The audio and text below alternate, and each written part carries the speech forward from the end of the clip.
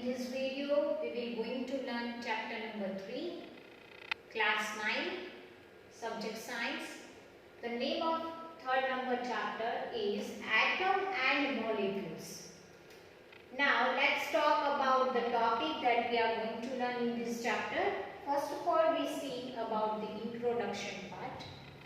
Then, we discussed about the laws of chemical combination. In that, law of conservation of the mass, law of constant proportion, then Dalton atomic theory, then atom, modern day symbols of element, that elements, in that element and symbol, how we can give the name of the element, and for represent the element, which kind of symbol that we are using for the modern days, that we will discuss. Later on, we discuss about the atomic mass, then atom existence, how the atom is exist, then molecule, mole theory, then atomicity. Later on, we discuss about the chemical formulas, characteristic of the chemical formula, then rules for writing chemical formula, then molecular mass, the formula, unit mass, then ion concept, mole concept, molar mass, and then later on we discussed about some important formulas. Let's see the introduction part of this chapter. Around 500 BC, Indian philosopher Maharishi Kanan postulate that about the matter, and it is called the Padarth. So he asks that who is give the first postulate theory which is related to the particles, or you can say the Parmanu. Then the first time, or you can say around the 500 BC, the Indian philosopher Maharishi Kanan postulate the theory, if we are going to divide matter, then we will obtain the smallest particle beyond which further division will not take place. And that smallest particle give a name Parmanu. Around 500 BC, the Indian philosopher the first time postulate that all the matter that is made up by the particles, and particle means the smallest substance which cannot divide further. So he gave a name Parmanu, the smallest particle who cannot further divide. So he gave it name as a Parmanu.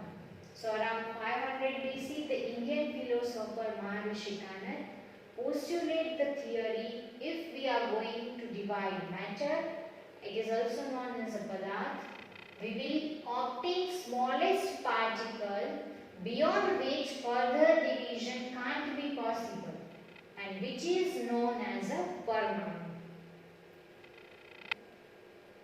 Then ancient Greek philosopher, the Democritus and Leucippus called this particle as an atom. The first 500 BC, the Indian philosopher gave it name as a Parmanu.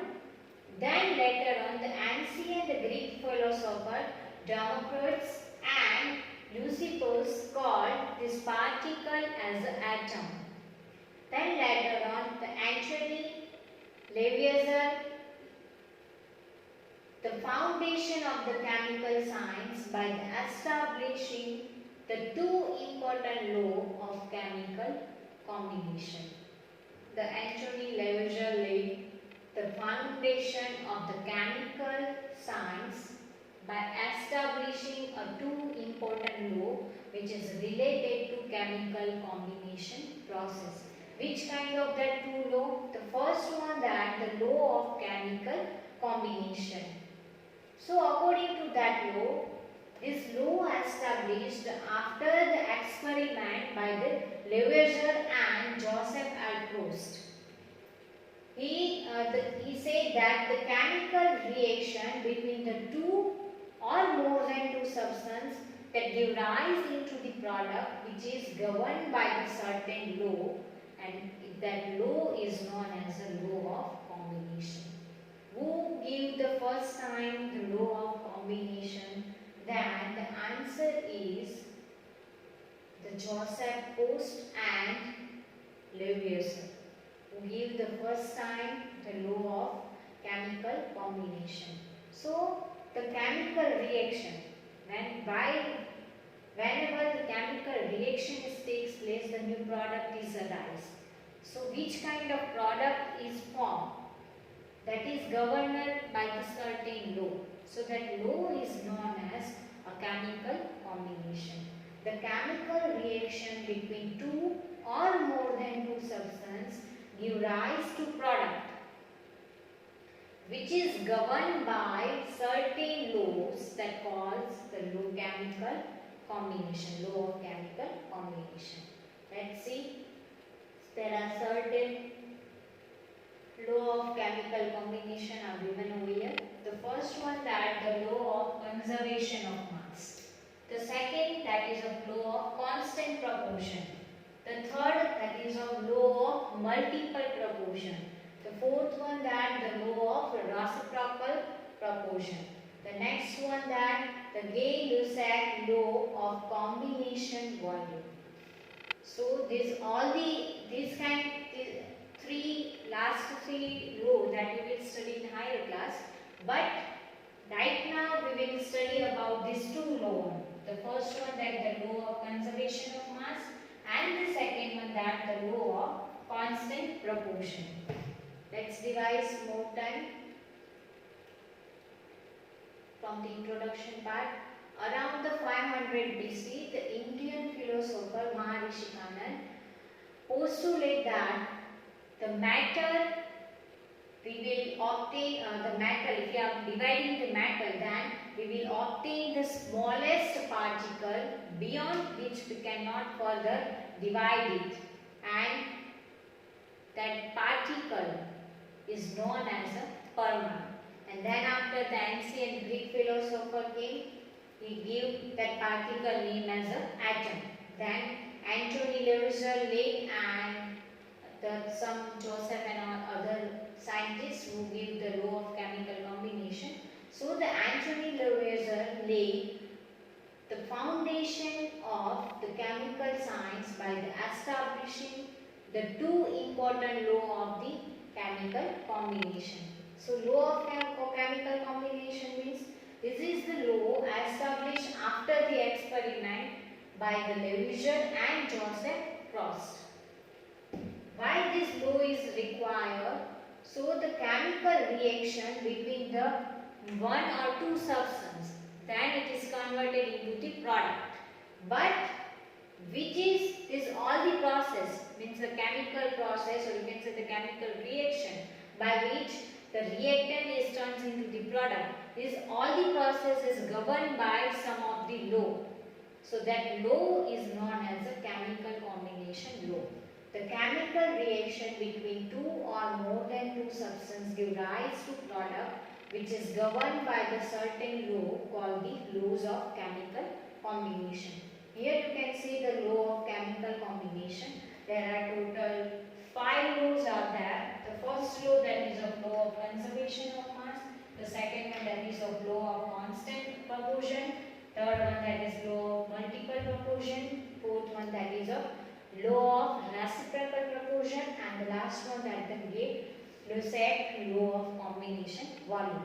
But in this chapter, we will going to learn only these two laws, the law of conservation of mass and the law of constant proportion.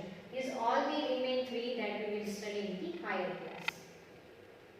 Now let's see the first law, that the law of conservation of the mass.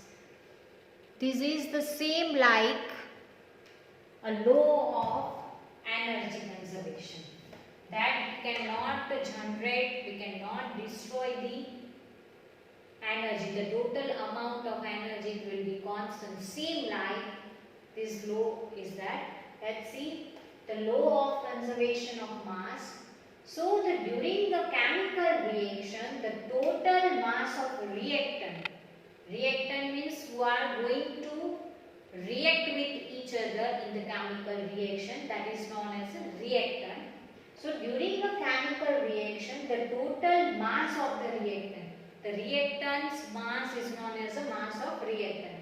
That will be equal to the mass of the product. As we know in the chemical reaction, the reactant is react with each other and then it is formed the new substance. That new substance is known as a product in the chemical reaction. So whatever the mass of the reactant, that same mass is converted into the product only. So according to the law of conservation, during a chemical reaction, the total mass of a reactant will be equal to the total mass of the product. Same like the energy only. The second, that is you can say that the mass can be neither created nor destroyed in the chemical reaction. According to the law of conservation, during the chemical reaction, the total mass of the reactant will be equal to the total mass of the product. The second point is the mass can be neither created nor destroyed in the chemical reaction. You can convert it into the one form to another form. So the law of conservation of mass during the chemical reaction, the total amount of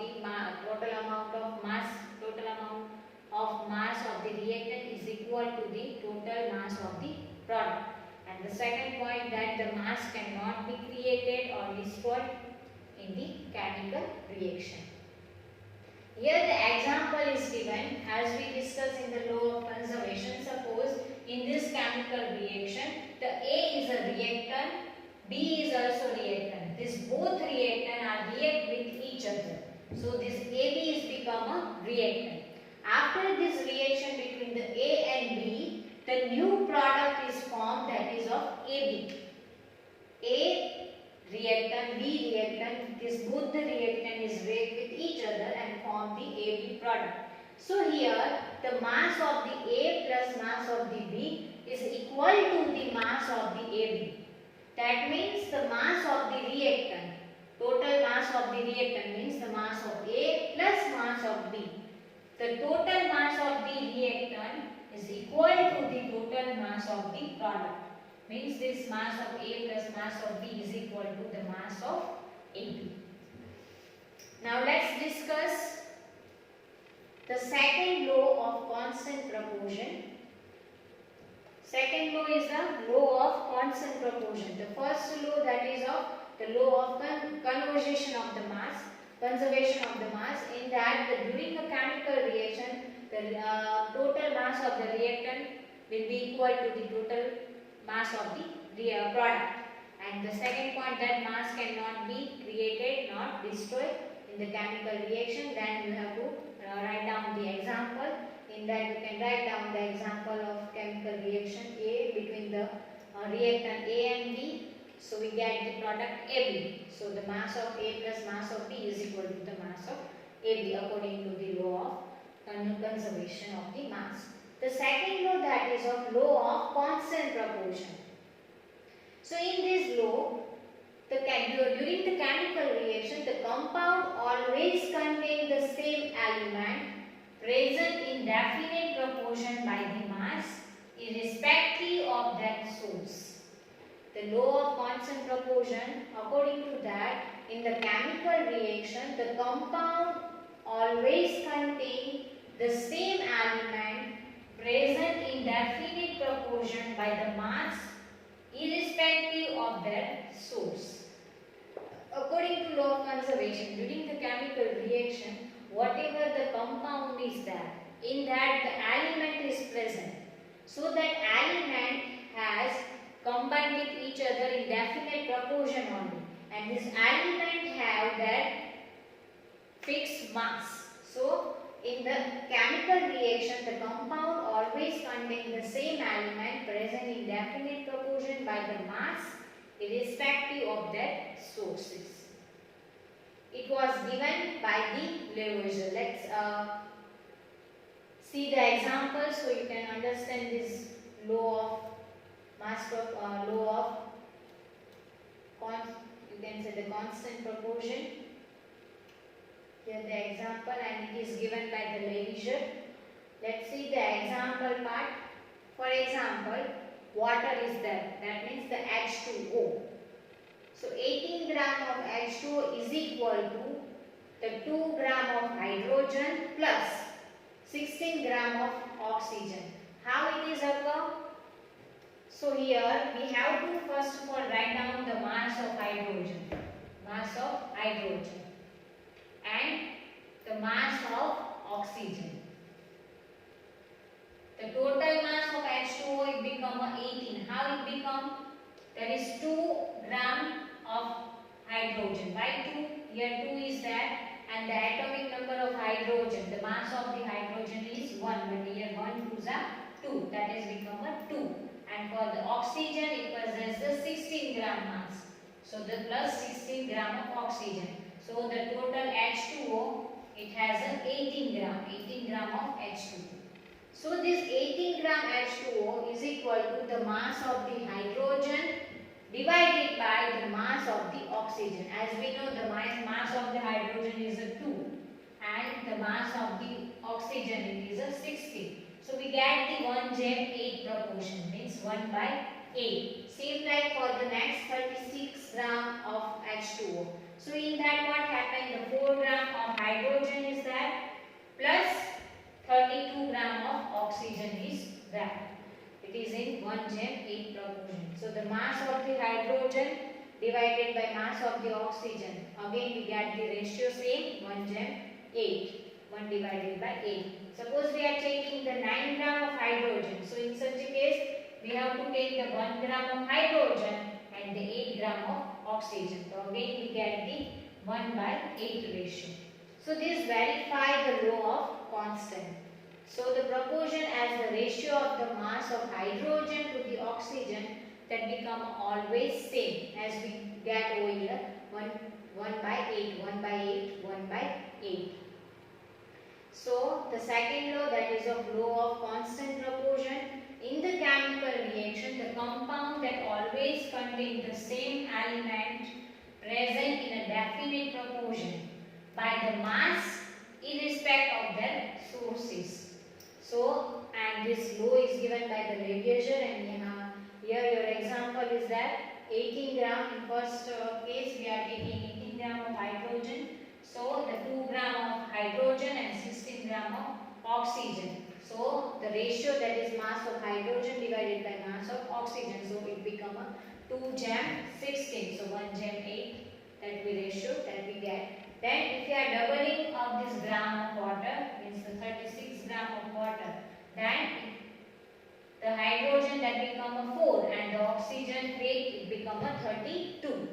So the mass of hydrogen divided by mass of oxygen, again we got the 1 by 8. In case of 9 gram of water, so in such a case the 1 gram of hydrogen and the 8 gram of water. So ratio here you can see this proportion we get the constant. So the verifies law of constant, the proportion as the ratio of the mass of hydrogen to oxygen that always remain the same. Now the next theory, that is of Dalton theory. This Dalton theory we will discuss in next video.